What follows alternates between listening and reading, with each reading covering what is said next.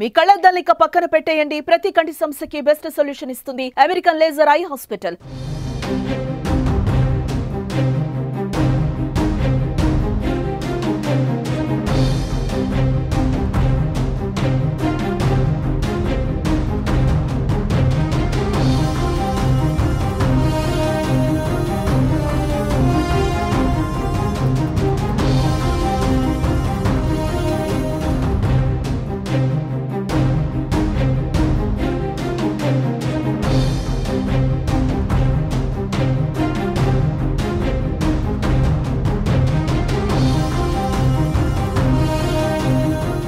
ఎప్పటి నుంచో ఎదురు చూస్తున్న నామినేటెడ్ పోస్టుల భర్తీ ప్రక్రియ ప్రారంభమైంది. కూటమి విజయంలో కీలకంగా వ్యవహరించిన వారందరికీ ఈ పదవులు దక్కాయి.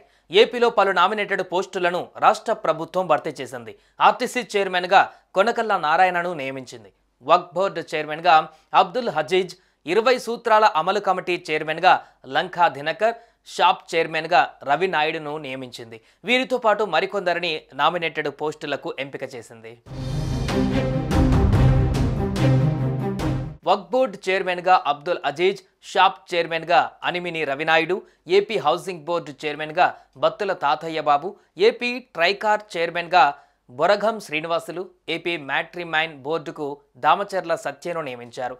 20 సూత్రాల అమలు కమిటీ చైర్మన్గా లంకా దినకర్, ఏపీ మార్క్ఫెడ్ చైర్మన్గా Karrothu Bangaraju, AP state seeds development కార్పొరేషన్కు మన్నె సుబ్బారెడ్డి, ఏపీ ఐఐసి చైర్మన్గా మంతెన రామరాజును నియమించింది కూటమి ప్రభుత్వం. అలాగే పద్మశాలి వెల్ఫేర్ డెవలప్మెంట్ కార్పొరేషన్ చైర్మన్గా Nandam Abaddaiah, AP tourism development corporation చైర్మన్గా నూకసాని బాలాజీ, ఏపీ ఎస్ఆర్టీసీ చైర్మన్గా Konagandla Narayana, AP SRTC vice చైర్మన్గా PS Muniratnam, AP urban finance and infrastructure development corporation చైర్మన్గా Peela Govinda Satyanarayana, leather industries development corporation చైర్మన్గా పిల్లి మాణిక్యాలరావుకు అవకాశం దక్కింది.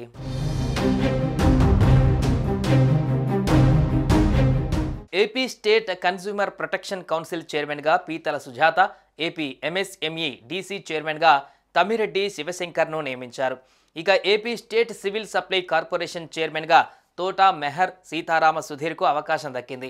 ఏపీ టీపీసీ కార్పొరేషన్ చైర్మన్గా విద్యా బాబురావు, ఏపీ టిడ్కో చైర్మన్గా వెనుములపాటి అజయ్ కుమార్ను నియమించింది కూటమి ప్రభుత్వం. మొత్తంగా బీజేపీ నుంచి 1కి, జనసేన నుంచి 3కి, అత్యధికంగా టీడీపీ నుంచి 16 మందికి నామినేటెడ్ పోస్టులు దక్కాయి. సుమన్ టీవీలో మీ పర్సనల్ అండ్ బిజినెస్ ప్రమోషన్స్ కోసం కింది నెంబర్కి కాంటాక్ట్ చేయండి.